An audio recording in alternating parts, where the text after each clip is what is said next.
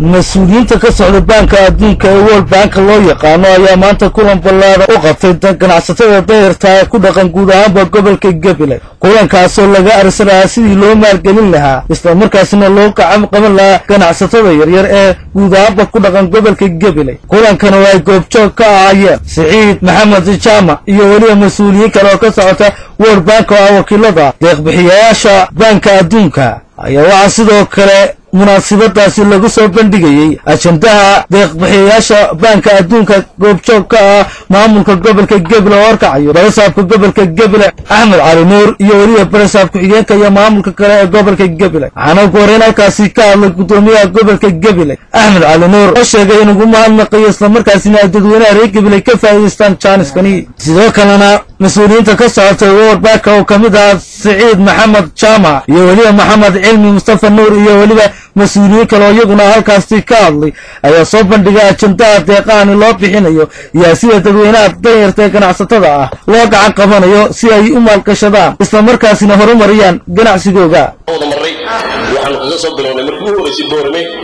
haddana waxaan tagnay markii horeysay aan ka bilownay Hargeysa oo lagu qabtay bandhig weyn oo bishii 15kii bishii September 15keedii lagu qabtay dibadda haddana waxaan tagnay Boorame waxaan tagnay Berbera iyo Burco Gabiley iyo Wajaale oo British hadii la hayra Gabiley waa gobolka Gabiley waa gobolka kaliya labada magaalo ka tagnay runtii yeeshay oo ka tagnay magaaladan iyo magaalada Wajaale oo leedahay waa business kulankan ayaa maanta goobjoog ka ayeen dadweynaha u tiro badan iyo dadweynaha ganacsatada ee dayarta iyagu la gacan qabanaya ay u soo dhaweeyeen barnaamijkan iyo guud ahaanba ka socday gobolada dalka Somaliland dhanka kalena barasaabka gobolka Gabiley Axmed Cali Nuur ayaa soo dhaweeyay mas'uuliyiin ka socda barnaamijka qiime qofkaaga oo barnaamij ay wadaan mas'uuliyiin iyo mutadawiciin ee Somaliland isla markaasna lagu qiimeynayo mas'uuliyiinta ama shakhsiyaadka Somaliland ka caanka koob